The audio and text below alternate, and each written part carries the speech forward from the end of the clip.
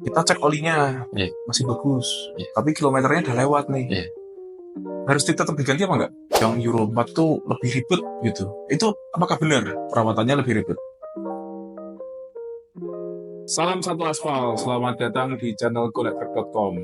Jadi di channel ini kita akan membahas tentang apapun mengenai logistik dan angkutan.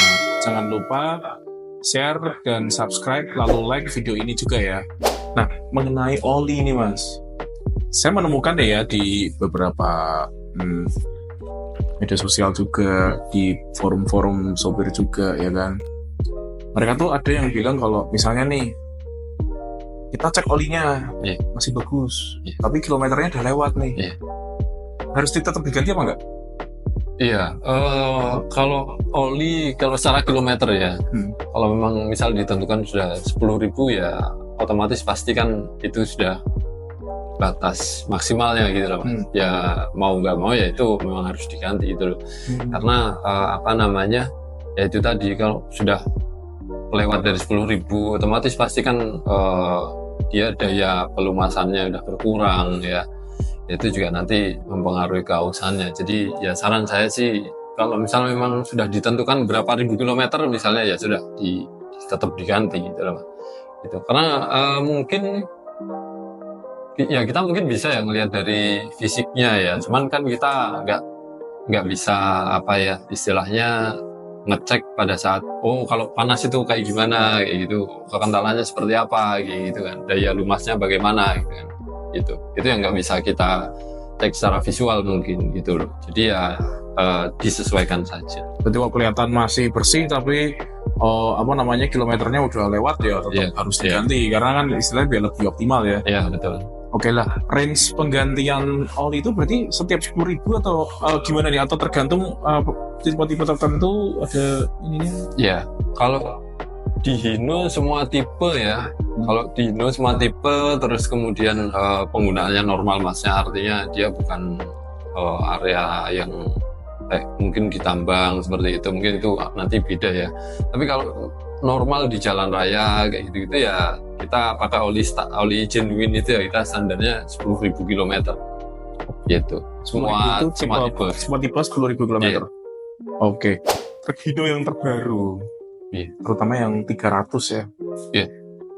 Itu kan teknologinya sudah common rail nih kalau nggak salah ya, dan turbo ya. Ya common rail. Kalau turbonya sih emang sebenarnya udah lama sih. Oh sudah lama. Pakai turbo, semuanya pakai turbo. Nah itu kalau yang terbaru kan common rail yang Euro 4 ya. Iya Euro 4. Nah dengan Hino 300 yang mungkin generasi sebelumnya nih, yang diesel generasi sebelumnya, sebenarnya perbedaannya itu seperti apa sih mas? Yang common rail ya. Ya kalau perbedaannya sih ya jelas pasti tadi ya standar emisinya yang dihasilkan kendaraan itu ya. Kalau yang baru kan memang Euro 4 ya, jadi emisinya mungkin lebih ramah lingkungan lah daripada yang lama yang masih Euro 2 gitu loh. Ya kalau perbedaannya sih dari sistem bahan bakar di mesin aja sih mas. Jadi kalau dulu yang Euro 2 itu kan memang masih konvensional ya, pakai namanya injection pump ya, gitu, masih mechanical lah, masih manual gitu ya. Tapi kalau yang sekarang ini kan ada beberapa upgrade teknologi lah, kayak pakai common rail, terus kemudian mungkin untuk mendukung supaya tercapai Euro 4-nya itu kan jadi gas buang yang dilepaskan itu sebelumnya kan ya istilahnya diolah dulu gitu. Diolah dulu, ada namanya EGR, itu exhaust gas recirculation, sama DOC, jadi ada diesel oxidation catalyst, jadi di knalpotnya itu ada katalisnya juga gitu. Itu sih mas. Berarti perbedaannya cukup lumayan ya berarti ya? Ya, ada beberapa tambahan komponen sih.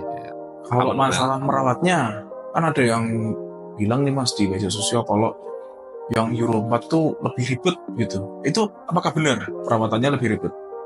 Iya, kalau perawatannya sih pada dasarnya sama ya, tadi termasuk kayak servis, ganti oli itu sama. Cuman mungkin kesannya yang ribet itu karena sekarang common rail itu kan pakai elektrik ya, kontrol elektrik, itu mungkin kesannya di customer itu ribet. Ya memang kalau dilihat sih memang ribet karena ya nggak punya alatnya. Oh. Cuman karena kita kan di dealer juga kita sekarang udah support untuk perawatan dan perbaikan unit yang Euro 4. Jadi kita kayak sekarang ada scannernya di X-Tools ya namanya, kalau di Hino itu kita udah support semua cabang kita ada gitu loh. Jadi menurut saya sih nggak perlu khawatir ya, takutnya ribet, takutnya susah misalnya kayak gitu. Nanti dibantu sama di X-Tool itu akan lebih gampang. Di X-Tool itu yang ini ya, Scanner yang lah. tinggal dicolokin terus Ya. nanti ketahuan yang rusak Betul. apa aja gitu. Betul. Ya. Itu sebenarnya tuh kalau dari sisi perawatan di bengkel resmi itu sebenarnya lebih mudah ya pakai dengan sistem common rail ini sebenarnya lebih gampang untuk dilacak kerusakannya ya berarti. Betul.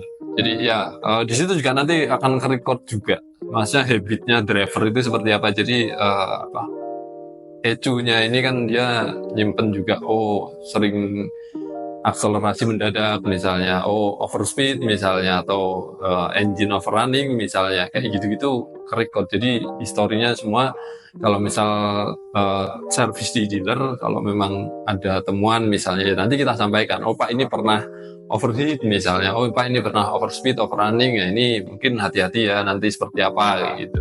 Jadi selain itu juga nanti kalau misalnya ada kerusakan ya kita dibantu dengan di X-Tool itu lebih mudah. Mengenai mesin Euro 4 nih Mas, di Hino itu apakah ada beberapa tipe yang memang pakai cairan khusus kayak AdBlue gitu? Itu apakah ada? Ya, ada sih. Jadi itu untuk yang seri 500. Jadi seri 500 itu kan kita ada 2 tipe mesin ya. Yang satu itu J08, yang satu P11. Itu memang secara dimensi mesin sama outputnya juga pasti beda kan. Itu nah yang J08 tadi, yang mesin J08 itu masih sama kayak Hino 300 yang tadi saya bilang, ada EGR dan lain-lain tadi ya. Nah, yang P11 ini dia yang pakai AdBlue itu, khusus yang P11 saja sih. Itu yang varian P11 ini. Nah, banyak orang yang berpikir nih, dengan pakai AdBlue ini malah jadi operasionalnya lebih boros nih. Nah, kalau misalnya nih penggunaan AdBlue-nya ini nggak tertib nih, misal kayak yaudah nih AdBlue-nya sering kosong nih, atau diisi, itu ya. Apakah berpengaruh dan apakah itu nanti akan menyebabkan kerusakan yang fatal nih di mesin nih kalau misalnya penggunaan AdBlue-nya tidak tertib gitu? Jadi AdBlue ini kan sebenarnya dia untuk tadi kan ngejar emisinya kan, supaya lebih ramah lingkungan lah istilahnya gitu kan. Kalau untuk efek di mesin sih kerusakan ya sejauh ini belum pernah menemukan saya ya. Belum pernah menemukan.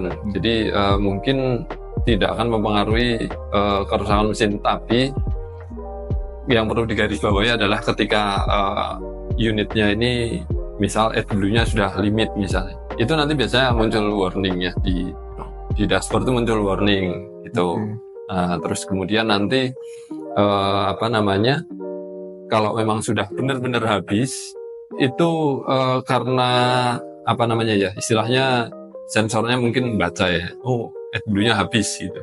Itu paling kita nanti dibatasi aja sih output mesinnya. Jadi karena supaya tetap unitnya bisa jalan ke dealer mungkin, atau pulang ke garasi, atau ke tempat yang aman untuk ngisi AdBlue-nya itu. Jadi ketika AdBlue-nya habis ya sistem engine-nya ya, ECU-nya membatasi outputnya mesin itu. Berarti supaya nggak dipakai terus-terusan gitu loh. Oke, berarti sebenarnya AdBlue ini wajib harus tertib diisi agar mesinnya itu tetap optimal ya. Iya, jadi ya tetap optimal, kemudian gas buangnya juga tetap sesuai gitu loh. Karena goalnya kita kan sebenarnya gas buangnya kan. Oke. Berarti istilahnya kalau misalnya isiannya tidak tertib atau sering habis atau sering indikatornya nyala, itu ya akhirnya ya kalau dari sisi pengendaraan ya nggak akan enak kalau AdBlue-nya itu tertib diisi ya. Iya.